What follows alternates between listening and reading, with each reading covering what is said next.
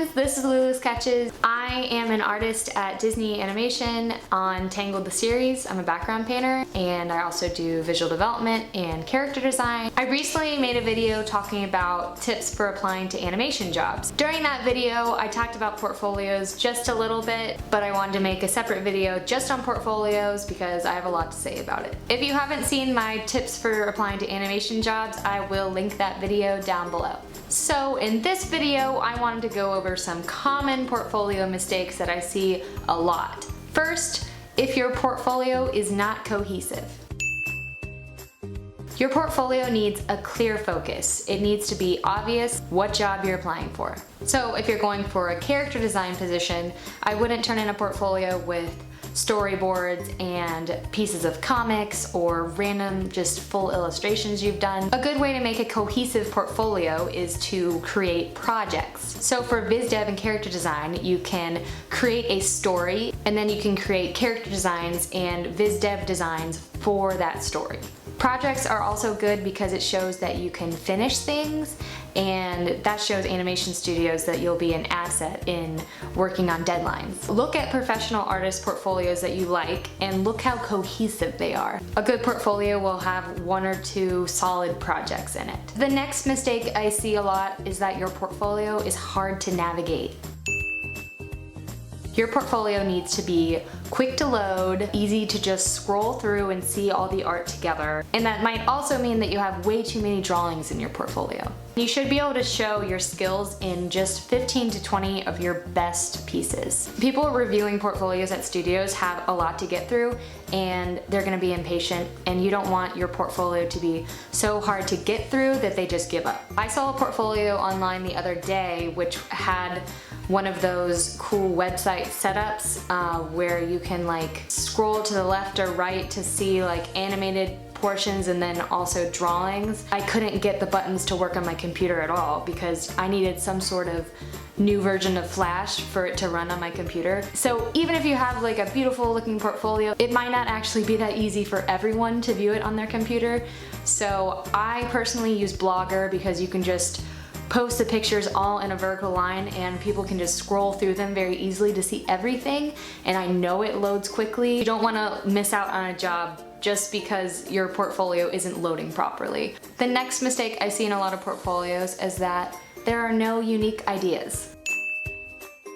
Studios want to see something new. So for a character design portfolio in specific, you don't want to have fan art in there. That's just taking up room where you could put your own unique designs, which are more likely to get you noticed than some fan art that people have seen before.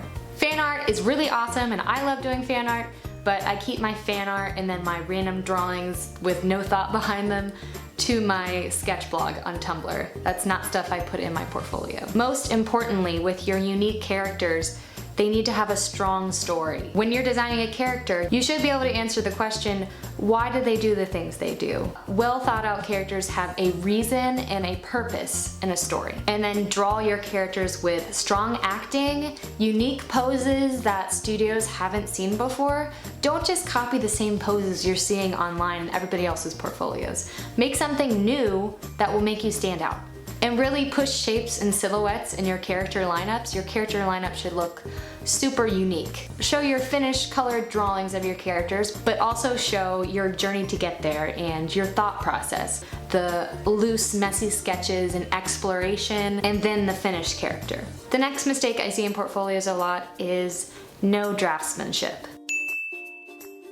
You gotta show that you can draw well. Show that you understand anatomy. And a good way to do this is to include turnarounds. For a symmetrical character, you need to have 6-point turnarounds, and for an asymmetrical character, you should have 8-point turnarounds. An example of an asymmetrical character is Rapunzel in Tangled the series. She has her hair kind of parted on the side and flipping over on one side and not the other. So that alone needs an 8-point turnaround to see every angle of that. Most characters that I draw are asymmetrical. This is especially important in television because as a character designer in television, you're going to be doing a lot of turnarounds. And it would just be great practice to start doing turnarounds now for your portfolio. Also, when it comes to draftsmanship, look at professionals' portfolios and at art of books. and ask yourself, is my portfolio on the same level as a professional? If the answer is no, just keep working. You can always keep improving. Even professional artists, they're always working and improving, so that's what you should be doing too.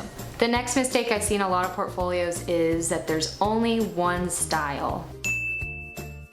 If there's only one style in your portfolio, then studios will probably think that you can only work in that style. You need to be able to adapt to different styles, especially in television, because you'll get hired onto a show and there's already a set style and you need to fit your art abilities into that style. In your portfolio, show that you can render, but show that you can also do graphic. If you want to do a super graphic style like Fairly Odd Parents, maybe also show that you can do a very anatomically correct style like Avatar: The Last Airbender. Once you're a famous artist like Carter Goodrich, you can work in your own style for the rest of your life.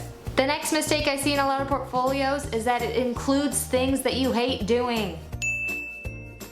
Anything that's in your portfolio when you're applying to animation jobs, you can be asked to do that 40 hours a week. So if there's anything in your portfolio that you would hate to do 40 hours a week, you should take that out of your portfolio. Fill your portfolio with beautiful, unique work that you really enjoyed creating. You want to end up with a job that you're truly passionate about. The last mistake I see with a lot of portfolios is that you're not updating it. As an artist, your artwork is always changing and evolving as you improve. So take out any old drawings that have been in your portfolio 2 or 3 years and replace them with your new improved art. Studios like to see really current creative projects. So just always be working on a personal project and adding those things into your portfolio. Those are all my tips. I hope this was helpful. If you want to follow me on social media, I'm Lulu Sketches on Tumblr and Instagram, and I'm Lulu Draws on Twitter. I post animation job openings over on my Twitter, and I'll link all those things down below. Thank you guys for supporting my channel and watching, and give this video a thumbs up if you enjoyed it and subscribe to my channel. Bye!